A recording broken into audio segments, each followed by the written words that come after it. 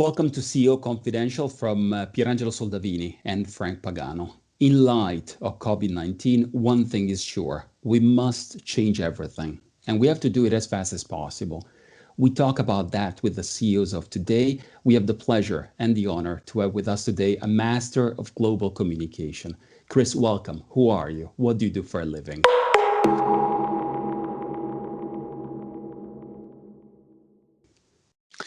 Hi, thanks for inviting me. It's really interesting to be talking to you on the subjects we're going to be discussing. My name is Chris Palengat, and I'm the co-founder of a company called Freemavens, which actually doesn't involve itself so much in communication, but in consumer intelligence.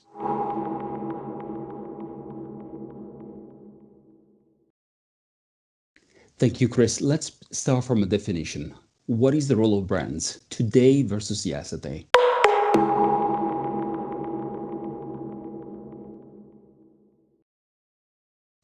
Well, I think the role of brands in theory is the same today as it was yesterday, but I am not convinced at all that their use is and the way they're created is the same today as it was yesterday. I think that in a pre-internet era, it was much easier for what brands did to be less clear, less transparent than it is today. So brands were built, a brand in my view is a collection of adjectives that reside in the head of consumers that have been put there by the things that brands did and said.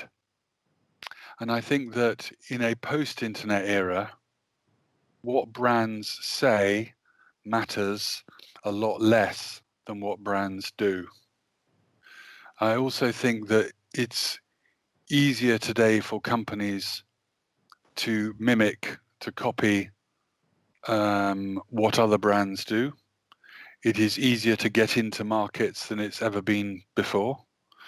It's easier to make your ideas in any category a reality than it was before, for lots of reasons, including the fact that you can actually sell direct to consumers in ways you couldn't really conceive of 15, 20 years ago. So all of those things, I think, makes what a brand is different to what it used to be. And I don't think it's fully played out yet how that's going to become evident. I think it's become evident already that what brands say matters less than what they do, because human beings can share with each other very quickly what brands do that they like and don't like. I think it does mean that what a brand is will change, but I think it's going to take some time for that to fully play out as well.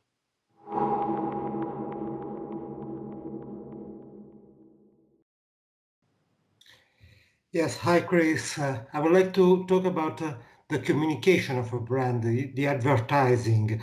Of course, as you said, the post-internet era has changed everything and has given much importance to performance advertising.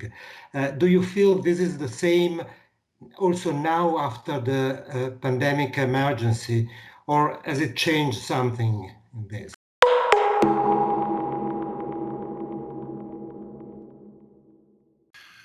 I don't think it's changed the role of advertising. I don't think the pandemic has changed in that regard. I don't think it's changed it that much.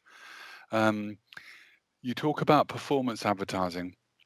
If I've understood you correctly, and I think I have, what you're talking about is the immediate measurement of the effectiveness of advertising. Yeah. And the reason why that has become of increasing importance in the last 10 years, 15 years, is because brand owners, the people spending the money, were able to measure it. Because it could be measured, they would measure it. And I actually think it's good that it's measured. I don't think it's bad. I think in the old days, and even today, you find lots of people defending the amount of money spent on brands on the basis that it doesn't give you a return now, but what you're doing is you're building the brand, and that the payback will come further down the line. I'm less and less convinced about that as an argument in the post-internet world in which we live now. I said to you before that I think that a brand telling you something about itself in a world where everybody can tell anybody about what that brand is doing, good and bad. I can't accept that a simple message, a positive message from a brand, spread or sent everywhere, usually in mass media. I can't believe that message is more useful than something you are told by a friend who's tried that product or who knows somebody who works at that brand, etc., etc. I don't believe it. I believe that unprecedented human connectivity, which is what I call the internet, I think that means that it's much more difficult for advertising to be effective in the short term and in the long term. And I think that effect in the short term, you think of the levers that brands can use to increase sales in the short term, I think they end up by, and understandably, they end up by using price as probably the single biggest lever to encourage a sale now. But overall, do I think that performance marketing, as in the idea that marketing is accountable for explaining what happened when money was spent by the business, I think that is absolutely 100% right. I think that marketing and advertising have for years been relatively unaccountable. And I think that that is, if not largely, it certainly meaningfully explains why the finance function in companies has overtaken, so to speak, sales and marketing in importance within the organization. And the route to CEO is now much more likely through the CFO than what it used to be 30 years ago, 40 years ago, which would be through sales and marketing. And I believe that's honestly because marketing has not been as accountable and as measurable as it should have been.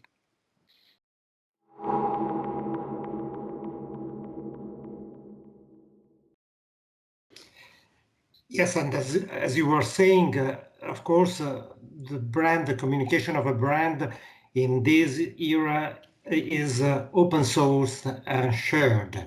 So how can you do storytelling in a good way in this era? And if you have some examples, some good examples of real communication.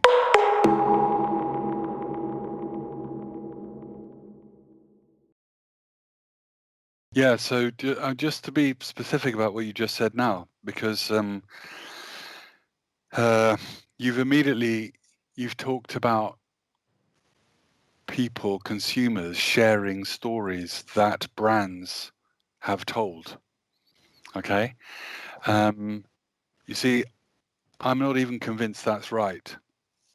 I think the stories that get shared are stories from consumers about the brand, about what the brand does and what the brand is, not so much what the brand says.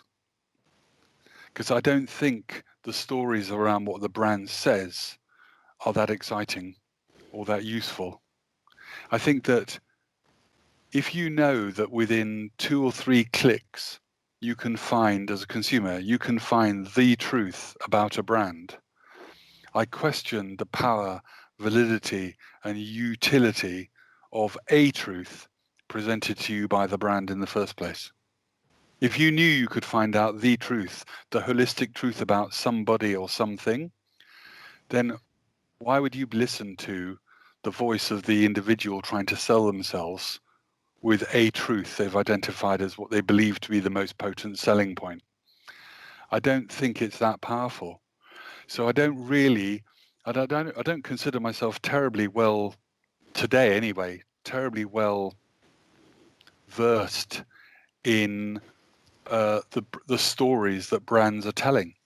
I'm not really aware of many of them. In fact, I don't watch commercial TV very often, but when I do, you talk about storytelling. It's assuming it's a good idea. I don't think brands barely engage in storytelling anymore, really. They're all focused on, it's quite functional, quite factual, quite rational. Price is usually involved somewhere in the communication. I don't know what percentage of communication today. It'd be an interesting study to do to see of 1,000 commercials today versus 10 years ago, what percentage of them feature price? If you look at, case in point, look at supermarkets today, every single supermarket, bar none, is all focused on price. They're not focused on the things that actually make them different, assuming there is something that makes them different. That is a big assumption. It's all focused on price. So I actually think there's very little storytelling and advertising anymore. And I think that somehow, almost by osmosis, the industry is realizing that old storytelling model is less likely to be impactful in terms of selling than it used to be. Because I think in the pre-internet era, advertising that told stories meaningfully contributed to your perception of a brand, because it was a really good way of you finding out about that brand, about what that brand believed, what that brand did, what the brand was. Because there wasn't the internet. You're going to find out from maybe some friends in a bar, from your hairdresser, from somebody in a taxi, taxi driver. You might find these things out, but in a pre-internet era, advertising, I think, was extremely useful. It was a good way of you finding stuff out that you wouldn't have found out any other way. I question, in a world where we're all here 24/7, I question, and knowing that you can get answers to almost any question, I'm not sure of the power of those stories that I was definitely involved in making 10 years ago and further back.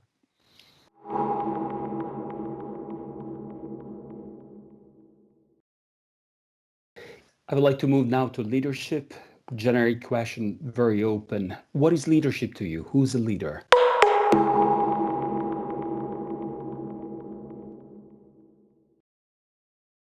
I'm going to read you what I've written here. Someone who has a vision for what human beings might need tomorrow and/or what makes them happy today, and the ability to create teams of people who are dedicated to fulfilling that vision. So it starts with, and I sort of would say this because we're a data analytics company, you start with, if I understand people, or I understand a group really, really well, I understand their motives, I understand their attitudes, I understand their behaviors, then and I have a view on where I think the world is going, then I will have a vision for a product or a service that I think would really satisfy needs in those people, whether that be a known need or an unknown need, a latent need in those consumers or one that's visible to those consumers. Now, have a vision. The next thing as a leader, you then have to make sure that vision is understood by the people immediately around you. And because you need to build the teams of people around you who can all do different things to help achieve that vision. Measured by, obviously, ultimately measured by how much of what it is you create is sold to those people. Crudely, I use commerce as a shortcut for bigger things. An interim measure is you'll know that you've built something useful because human beings tell each other about it. I was making the point earlier about I have an overall view of the world in the world of commerce and brands, which is that companies should focus all their effort on making things that people want and not making them want things. Because if you make things that people want, they will tell each other about that. So you don't have to spend money on telling them about those things, because they'll do that for you for free. What you need to do is you need to focus all your effort and energy on making something that people actually want. So as that leader, you need to have that vision, you need to know who it is you're selling to, and you need to be able to build teams of people around you, experts in lots of different areas, to help fulfill that vision. That's what I think a leader is to me.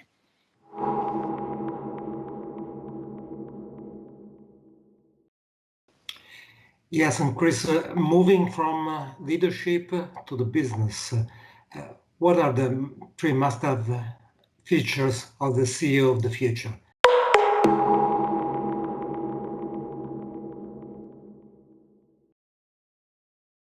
No, so I think, so three things. One is, I think they have to be visionary. A leader has to have a vision, a passion, because you need to follow. There is an element of following or being part of a team to go in a certain direction to achieve a dream. So visionary is very important. Second one is empathy. Those leaders, CEOs, need to be incredibly empathetic. If you do not know and deeply understand the people around you that you work with and the people you're trying to sell to, you're never going to make anything different. Your intelligence and your ability to seek competitive advantage from understanding consumers and understanding the people you work with is massively important. So I think a CEO should be highly empathetic, which probably explains why I think it's probably the case that most of the successful CEOs in the world are women than men, because I think women are more highly empathetic than men, as a rule of thumb. And lastly, I think a CEO needs to be a change agent. So it was Charles Darwin who said, I think, that the people who survive are those who are able to adapt the fastest to their changing environment. I think that we can all agree that the rate of change in the world we live in today, the world of commerce, and not just commerce, but the world of commerce, is faster than ever before. And therefore, you need to embrace change. You need to think, you need to be empathetic, you need to be visionary, and you need to embrace change. I know this from our business. We've been going for nearly 8 years. When I explained to clients 8 years ago, and before we even launched, in fact, if I didn't really believe in what Freemavens was doing, and I only listened to the clients that I explained what it was I wanted to do, I would never have launched Freemavens. Because you get clients who were just looking at me as if I was talking a language from a different planet. 8 years later, it's now apparent that we were absolutely right all the way down the line. Traditional methods of research are flawed, they do not work, they're unreliable, they're expensive, and they're slow. And what we do as an alternative is much more efficient, it is cheaper, and it's more effective, and it's quicker. So I'm constantly looking for clients, whether they be CEOs or otherwise. I'm always looking for clients who are dissatisfied with the status quo and are convinced that because the context in which we operate has changed so fast, it is highly unlikely that the behaviors I am doing even today are going to be right for tomorrow. They're probably not even right for today, but they're certainly not right for tomorrow. So if you are empathetic, you're constantly assessing what's around you. And I don't mean competitors, although that's not unimportant. You're assessing what's around you in the consumer environment and thinking, what can I do differently tomorrow that's going to be materially better to help me connect more and ultimately sell more to the people I'm aiming at? That is what I think a CEO should be. So visionary, empathetic, and a change agent in the spirit of Darwin.